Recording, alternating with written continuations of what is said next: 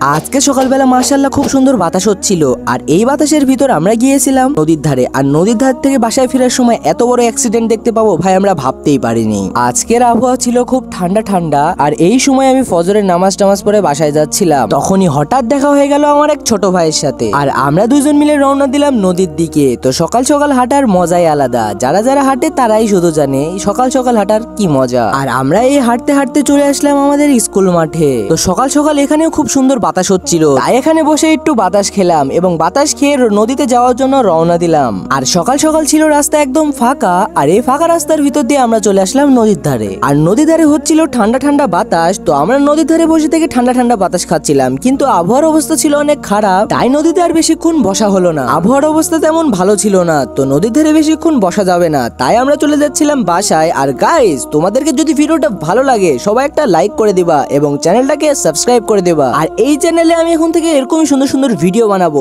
যদি তোমরা সাপোর্ট করো, আর যদি সাপোর্ট না করো তাহলে তো আর বানানো হবে না। তাই তোমরা সবাই সাপোর্ট করতে থাকো। আকাশের অবস্থা তেমন ভালো ছিল না, কখন বলে বৃষ্টি হবে, তো আমরা তাড়াহুড়া করে বাসায় যাচ্ছিলাম। বলতে বলতে শুরু হয়ে গেল পিটপিট বৃষ্টি, আর রাস্তাও তেমন ভিজে যাচ্ছিল, এই জন্য আর ভিডিও করা হলো না। বৃষ্টিটা একটু থামতে আবার ভিডিওটা শুরু করে দিলাম এবং ভিডিও করতে করতে যাচ্ছিলাম, দিয়ে হঠাৎ ভিডিওটা স্টপ করলাম আর দেখলাম হঠাৎ একটা বড় অ্যাক্সিডেন্ট হয়ে গেছে, মানে বাইকের সাথে একটা ভ্যান আলার, দিয়ে এখানে অনেক ক্ষয়ক্ষতি হয়েছে। তো তাদেরকে দেখে খুব খারাপ লাগলো। মা ছেলে একসাথে মাছের ব্যবসা করতে যাচ্ছিল, কিন্তু হঠাৎ একটা হুন্ডা এসে মেরে দেয় এবং ছেলেটির পা ভেঙে যায় এবং মাটির রক্ত, নাক দিয়ে রক্ত বের হতে থাকে। সকাল সকাল খুশি মনে বের হয়েছিলাম, কিন্তু তাদের দৃশ্য দেখে খুবই কষ্ট লাগলো। ছেলেটির অবস্থা খুবই খারাপ, চোখের ওখান দিয়েও রক্ত বাড়াচ্ছিল এবং পাটাও ভেঙে গেছে, তো দেখতে খুবই কষ্ট লাগলো। তো তারা আমি গেল মেডিকেলে, দিয়ে আমিও বাসায় চলে আসলাম। বাসায় এসে দেখি বৃষ্টি শুরু হয়ে গেছে, তো বৃষ্টির ভিতর আমি বানালাম চা এবং চা খেতে খেতে আজকেকার ব্লগটা শেষ করলাম। আর বন্ধুরা, ভিডিওটা যদি ভালো লাগে ভিডিওটাকে একটা লাইক করে চ্যানেলটাকে সাবস্ক্রাইব করে দেবা, তাহলে ইনশাআল্লাহ এরকম সুন্দর সুন্দর ভিডিও আমি আরো নিয়ে আসবো। তো সবাই সাপোর্ট করো। দেখা হচ্ছে পরবর্তী নতুন কোনো ভিডিওতে।